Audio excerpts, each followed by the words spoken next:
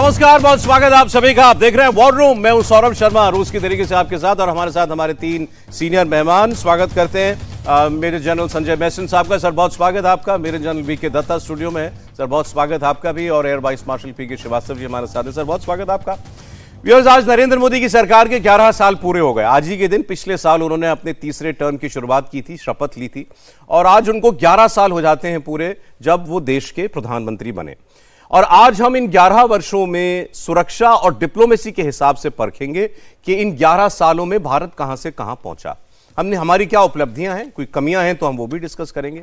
और 140 करोड़ की जनता आज कितना महफूज खुद को महसूस करती है, दुश्मनों से भारत कैसे निपट रहा है, भारत के लिए नए उभरने वाले खतरे कौन से हैं, ये जो न्यू नॉर्मल भारत ने स्थापित किया है इसका भविष्य क्या दिखाई देता है, डिप्लोमेसी के लेवल पर भारत दुनिया में कैसे अपनी पैठ बना पाया, इन तमाम सवालों पर आज वॉर रूम में बात होगी। सबसे पहले अगर आप सुरक्षा के लिहाज से बात करें तो आप देश में एक बड़ा परिवर्तन महसूस खुद भी कर रहे होंगे। 11 साल पहले हम सब जानते हैं कि एक दौर ऐसा आया था जब आए दिन आतंकी हमले अलग अलग शहरों में हुआ करते थे। यह मोदी सरकार की कामयाबी है कि इन 11 वर्षों में ऐसे किसी बड़े आतंकवादी हमले में भारी कमी आई है। कश्मीर में जरूर आतंकवाद पहले भी था, आज भी है, कमी वहां भी आई, लेकिन पहलगाम हमले ने सब कुछ बदल दिया। कुछ आंकड़े अगर आपको दें तो 2004 से 2014 तक देश में लगभग 9,321 छोटी बड़ी आतंकी घटनाएं हुई। और उसके बाद के 11 साल की अगर बात करें, इन मोदी सरकार के 11 साल की बात करें, तो आतंकी घटनाएं कम होकर 2,559 रह गई। 2004 से 14 तक लगभग 2,829 लोगों और सुरक्षा कर्मियों की जान आतंकी हमलों में गई थी। और बीते 11 सालों में इसमें लगभग 67% की कमी आई है। मोदी सरकार के 11 साल में 934 आम लोगों और सुरक्षा कर्मियों की मृत्यु हुई है। मोदी सरकार के 11 सालों के कार्यकाल में 3 बड़े आतंकी हमले हुए। 18 सितंबर 2016 को उरी में एक हमला हुआ था जिसमें हमारे 18 जवान शहीद हुए थे। 14 फरवरी 2019 को पुलवामा में एक आतंकवादी हमला हुआ जिसमें हमारे 40 जवान शहीद हुए। और हाल ही में 22 अप्रैल 2025 को पहलगाम में आतंकवादियों ने एक बेहद कायराना हमला किया जिसमें 25 निर्दोष लोगों की उन्होंने निर्मम हत्या कर दी। हर हमले के साथ भारत का जो सिक्योरिटी प्रिज्म था वो कैसे बदलता गया, हमारा रिस्पॉन्स कैसे बदलता गया, दुश्मन उसके जवाब में किन हरकतों पर उतारू हुआ, इन सब की आज हम बात करेंगे। अगर चर्चा की सहूलियत के हिसाब से अगर हम शुरुआत पाकिस्तान से करें और उसके बाद फिर चीन के साथ जिस तरीके से हमारे संबंध जो हैं, आज हम ये तो नहीं कह सकते कि बहुत अच्छे संबंध हैं, लेकिन फिलहाल शांति है। लेकिन इस बीच में मोदी सरकार के 11 साल में कई ऐसे मौके आए जब बॉर्डर पर चाइना के साथ झड़पें भी हुई, उसमें चीन के सैनिक भी मारे गए, हमारी भी क्षति हुई, लेकिन वो बड़े लंबे वक्त तक चलने वाले डिस्प्यूट्स थे, उनको भारत ने किस तरीके से हैंडल किया इसकी हम बात करेंगे। आतंकी हमले मोदी सरकार के शासन में भी हुए, लेकिन इसके बाद भारत ने कड़ा जवाब दिया। इससे पहले भारत का ऐसा रुख दुनिया ने नहीं देखा था। हमारे पास अगर एक क्लियर कट रेफरेंस पॉइंट की बात करें तो 26/11 का मुंबई का हमला है। उस वक्त कांग्रेस की सरकार थी, कोalition की सरकार थी 2008 में। और आज आप बात कीजिए तो उस वक्त के जो लोग सत्ता में थे वो ये कहते हैं कि शायद जो रिस्पांस भारत ने उस वक्त दिया, ज्यादा डिप्लोमेसी के स्तर पर पाकिस्तान को अलग थलग करने को लेकर, उसको FATF में डालने को लेकर, वो उस वक्त के लिए बेहतर रिस्पांस था। लेकिन इतिहास में जब भी इतिहास पर हम नजर डाल पाने की हमें सहूलियत हो कि हम पीछे मुड़ के देख पाएं, तो हम तब के और आज के एक्शंस की एक तुलना कर सकते हैं। उस वक्त के एक्शन से पाकिस्तान को क्या सबक मिला, आज के एक्शन से पाकिस्तान को क्या सबक मिल रहा है, इसकी हम लोग चर्चा करेंगे। मैं मैसन साहब से शुरुआत करना चाहता हूं। सर, सबसे पहले तो यह कि भारत ने दुनिया के सामने अब जो ये न्यू डॉक्ट्रिन, सिक्योरिटी डॉक्ट्रिन रखी है, आपके लिहाज से यह बेहतर है या 2008 मुंबई के बाद जब भारत हमला करने के लिए भी तैयार था, लेकिन हमारे पॉलिटिकल नेतृत्व ने यह फैसला किया कि उससे बेहतर यह है कि दुनिया में पाकिस्तान को अलग थलग किया जाए, पाकिस्तान को काबू में रखना लक्ष्य है, उसके आतंकी तत्वों को, वो एम किससे ज्यादा मीट होता है, मुंबई हमले के रिस्पांस से या पहलगाम हमले के रिस्पांस से? और सौरभ, आपने बड़ा अच्छा सवाल उठाया है और ये बहुत ही ऐसे सवाल हैं, मतलब इस पे काफ़ी सोच विचार से आदमी को बोलना पड़ता है। नंबर 1, पहली बात तो हर भारतीय को पता होना चाहिए कि 140 करोड़ जो आपने बोला, 140 करोड़ हिंदुस्तान को चलाना किसी भी प्रधानमंत्री के लिए एक आसान काम नहीं है। हमारे देश में डाइवर्सिटी है, बहुत कुछ है, उसको चलाना मतलब मैं क्रेडिट दूंगा जो भी प्राइम मिनिस्टर है, और ये एक प्रोसेस है, सब प्राइम मिनिस्टर ने अपने अपने तरीके से काम किया है। लेकिन आपका जो बिल्कुल मैं बोलूँगा टर्निंग पॉइंट्स जो इंडियन ये पिछले 25 साल में मैं बोलूँ, एक तो 2001 में जो पार्लियामेंट अटैक था वो देश की मतलब मंदिर के ऊपर अटैक था, दूसरा 2008 26/11 वाला, और तीसरे ये जो 3 आपने अटैक बताए हैं, पर मैं इसको अगर एंड में बोल दूं तो पहलगाम अटैक है। ये एक टर्निंग पॉइंट्स हैं और ये तीनों को हमने कैसे डील किया। सबसे पहले 2001 में पूरी भारतीय सेना मोबिलाइज हुई थी और लड़ाई के लिए हम तैयार थे, 1 साल के लिए हम वहाँ पर गए थे। उस समय जो भी गवर्नमेंट थी फैसला अच्छा था, लेकिन लड़ाई नहीं हुई, उसके कई कारण है। अगर हाइंडसाइट में आज हम देखते हैं, एक लड़ाई एक देश को कई सालों पीछे ढकेल देता है। अगर वो लड़ाई तब 2001 में होती तो क्या हमारे ऑब्जेक्टिव्स मीट होते, वो कोई नहीं इसका वर्णन कर सकता है। लेकिन हाइंडसाइट में हर चीज़ को देखते हैं तो मेरे ख्याल वो फैसला अच्छा था, लेकिन पाकिस्तान को एक हमने प्रेशर किया। और डॉक्ट्रिन की क्योंकि आपने बात की, उस समय एक नई डॉक्ट्रिन भारतीय सेना में आई जो कोल्ड स्टार्ट वाली वो डॉक्ट्रिन थी। जहाँ तक 2008 का सवाल है, मेरे ख्याल उस समय एक देश में माहौल था, और 2008 से पहले जिस प्रकार आपने दिखाए कई हमले हुए थे भारत के ऊपर, चाहे बेंगलोर हो, चाहे पूना हो, चाहे मुंबई हो, चाहे कई जगह हुए थे, दिल्ली में हुए थे, सरोजनी नगर वगैरह में। उस समय भी एक पूरे देश की एक इच्छा थी कि कुछ करना चाहिए, लेकिन नहीं हुआ, कुछ भी नहीं हुआ, और डिप्लोमेटिकली तौर पे कोई खास अचीव नहीं हुआ। उसके बाद जो अभी हमले हुए हैं, खासकर ये पहलगाम अटैक जो 22 अप्रैल को हुआ था, तो मैं बोलूँगा कि भारत ने वो जो पिछले 3 हमले हुए थे, जो ये हमारी सरकार जो अभी मोदी साहब की सरकार है उस दौरान जो उरी, पुलवामा, और हमने इसको अपग्रेडेड किया है। और आज की तारीख में जो अपग्रेडेशन ये हो गई है कि अभी भारत का न्यू रिस्पांस या न्यू ऑर्डर आ गया है, और वो है कि अब कोई भी पाकिस्तान का टेररिस्ट हमला होगा वो एक्ट ऑफ वॉर होगा। तो सवाल ये उठता है कि जितने भी एक्शंस हुए हैं, एक है एक्शन ना लेना, एक है एक्शन की तरफ हम गए थे जो 2001 में है, और एक है जो हमने एक्शन लिया है। अब सवाल ये उठता है कि इन तीनों में which is the best option. मैं बोलूँगा एक्शन लेना ही बेटर है, क्योंकि वो फायदे हैं इससे।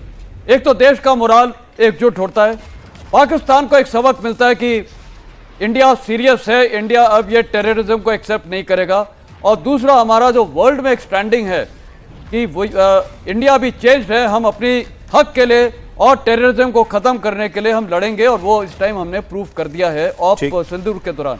तो मेरे ख्याल ओवरऑल मैं इसको अगर समाप्त करूंगा तो ये एक बहुत अच्छा पहल हुआ है, डिप्लोमेसी और मिलिट्री तौर पे ये दोनों का एक बहुत अच्छा कॉम्बिनेशन था, और इस टाइम हमने इंडस वाटर ट्रीटी को भी इस्तेमाल किया है। तो ये तीनों देखें और ये होल ऑफ नेशन अप्रोच करके मैं बोलूँगा ये बहुत ही सराहनीय एक्ट रहा है। और पूरा देश इस टाइम आपने भी देखा है और हम सब ने देखा है कि एकजुट होकर खड़ा था। ठीक है सर। बल्कि लोग तो ये बोल रहे थे कि लड़ाई और जारी रहनी चाहिए थी, एक दो वायलेंस का जवाब फोर्स से दिया जाना चाहिए। बिल्कुल। कोई आपके ऊपर हिंसा कर रहा है तो आपको उसका जवाब देना पड़ेगा, फोर्स से जवाब देना हमने पड़ेगा। 2 पहले के अलग अलग एग्जांपल्स देखे। आपने ठीक कहा। देखिए वो बहुत बड़ा हमारा मोबिलाइजेशन था जब पार्लियामेंट अटैक 2001 में हुआ था, लेकिन तब भी उस वक्त एनडीए की ही सरकार थी, वाजपेयी जी प्राइम मिनिस्टर थे। उस वक्त भी युद्ध ना करना बेहतर लगा कि इतना प्रेशर डाल दिया, इससे पाकिस्तान को सबक मिल गया होगा। लेकिन पाकिस्तान इतनी आसानी से सबक सीखता नहीं है, ये तो आपने पिछले कुछ वर्षों में ही देख लिया। इसके अलावा इस ऑपरेशन सिंदूर ने एक और चीज हिंदुस्तानियों को बताई, दुनिया तो जानती होगी, लेकिन क्योंकि हमारे यहां पर ऐसा कल्चर नहीं है कि हम सेना में क्या नई तकनीक आ गई, क्या नए हथियार आ गए, हमारे क्या खतरे हैं, हम उसके बारे में ज्यादा चर्चा नहीं करते। लेकिन इस बार आंखें खोली इस पहलगाम के हमले ने, और उसके बाद जो ये ऑपरेशन सिंदूर हुआ उसने पूरे देशवासियों की, कि अब ये नए जमाने के युद्ध हैं, ये नई नीतियों से, नए हथियारों से और नई तकनीक से लड़े जाएंगे।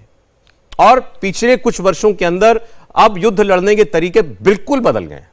दुनिया में जो लड़ाइयां लड़ी जा रही हैं, आप देखिए खासकर यूक्रेन और रशिया की जो लड़ाई लड़ी गई, जिस तरीके से दोनों देशों ने सब कुछ उनके पास जो है झोंक रखा है, उससे आपको इमर्जिंग टेक्नोलॉजीज के बारे में पता चलता है। और ऑपरेशन सिंदूर में एक बड़ा सुखद आश्चर्य पूरे देश को हुआ कि आपने इतनी कैपेबिलिटी डेवलप कर रखी थी जिसको कभी आजमाया नहीं गया था। आपकी अपनी खुद की बनाई हुई टेक्नोलॉजी, हथियार, मिसाइल्स, एयर डिफेंस सिस्टम्स, ये सारे वो उपकरण थे जो कभी युद्ध में इस्तेमाल नहीं हुए थे। लेकिन देशवासियों को मालूम भी नहीं था कि आपके वैज्ञानिकों ने, आपकी सेनाओं ने अपनी सुरक्षा का इतना इंतजाम कर रखा है, और जब जरूरत पड़ी तो वो सारे के सारे उपकरण बिल्कुल अपने आप को उन्होंने पूरी तरीके से साबित भी किया। तो क्या ये कैपेबिलिटी भी पिछले इन 10-11 वर्षों की ही है, या ये भी एक प्रोसेस था जो पूर्व की सरकारों से लेकर आज तक चलता रहा? एवीएम साहब, जैसे कि जनरल मिस्टर ने बोला, सौरभ, ये क्वेश्चन बहुत ही, I would say very pregnant question and it needs to be answered with lot of thoughts.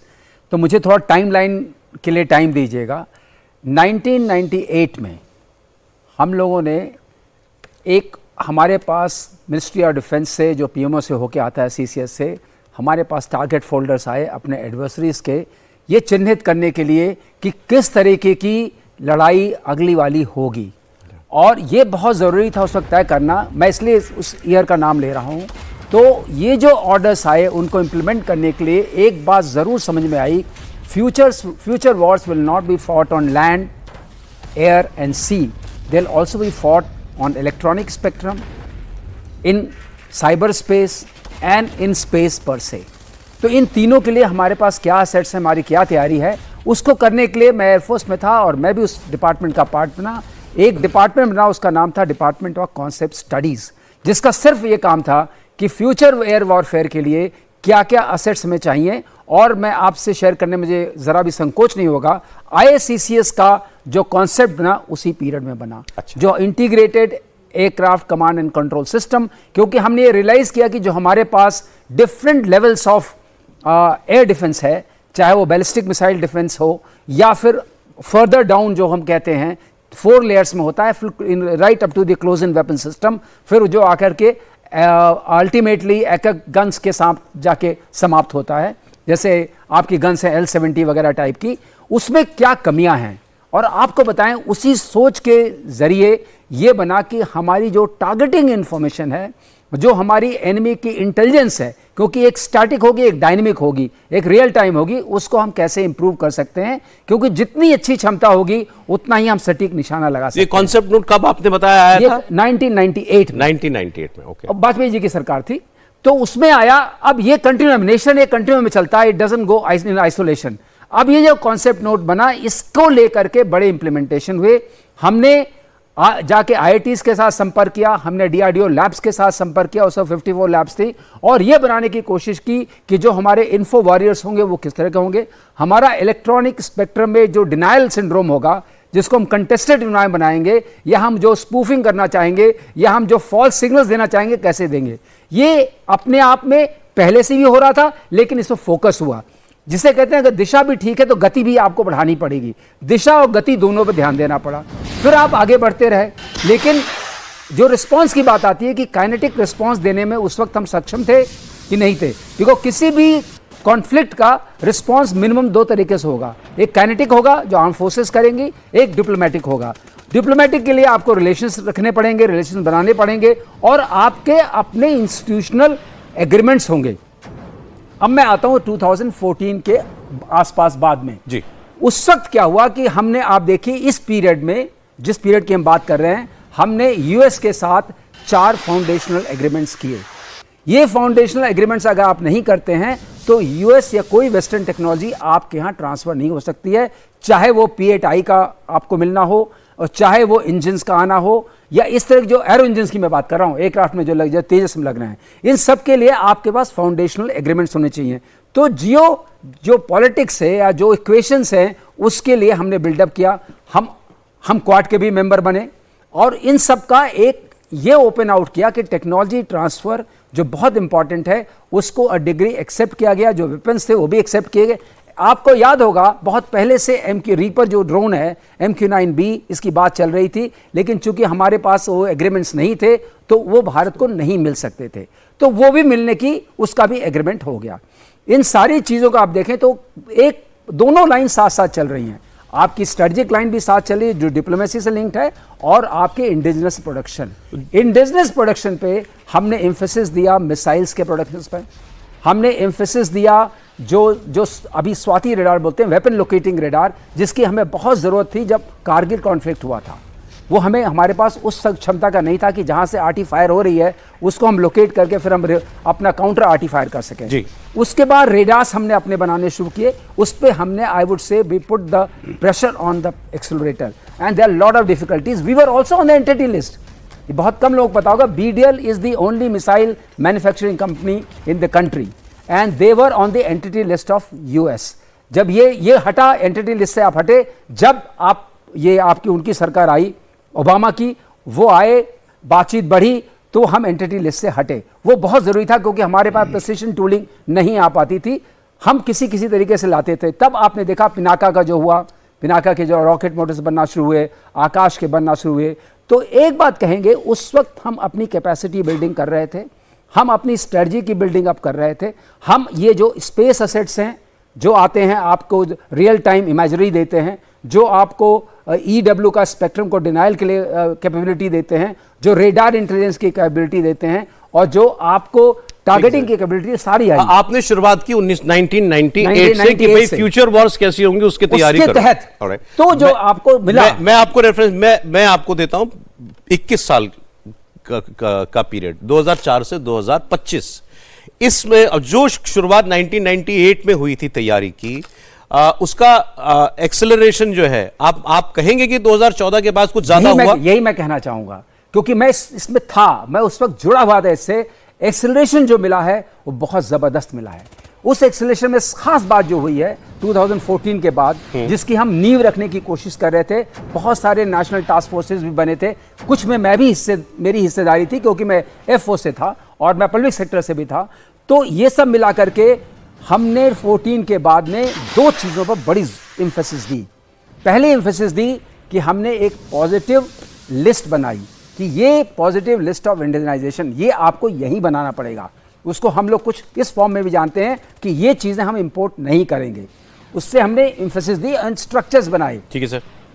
और इसके बाद हमने एक चीज़ और की, अब इन लोगों को एम्पावर करना शुरू किया। आपने देखा कि हमारे बीच में जो DRDO के चीफ आए, बहुत यंगर थे। नॉर्मली एक एज के बाद एक सीनियरिटी में प्रमोशन होता था, वो थोड़ा हट के था, और उस पर इतना प्रेशर लगा कि आपके पास आकाश फल फूल गया, आपकी बाकी मिसाइलें फल फूल गई, अग्नि वाले में आप बहुत आगे बढ़ गए, स्वाति रेडार्स बन गए, आपके जो बाकी रेडार्स है, अरुद्रा ले लीजिए, या बाकी जो रेडार्स हैं राजेंद्र वगैरह, वो भी आ गए, आपके सिस्टम्स तैयार हो गए। अगर आप मुझसे ये कहेंगे, अगर फुटबॉल फील्ड से कंपेयर करें तो आप बॉल्स को फेंक रहे थे, लेकिन गोल करने का जो टाइम आया, जिस वक्त आपको पूरी एनर्जी को लगाना था, नेशनल एनर्जी को, वो आपने लगाई, जिसमें कि इंडस्ट्रियल एनर्जी थी, प्राइवेट सेक्टर की। प्राइवेट सेक्टर को बहुत ऑर्डर्स मिलने लगे, उससे हमारे प्राइवेट सेक्टर में इकोसिस्टम बनना शुरू हुआ। हमने ये रिस्पेक्ट करना शुरू किया कि private sector is a very important.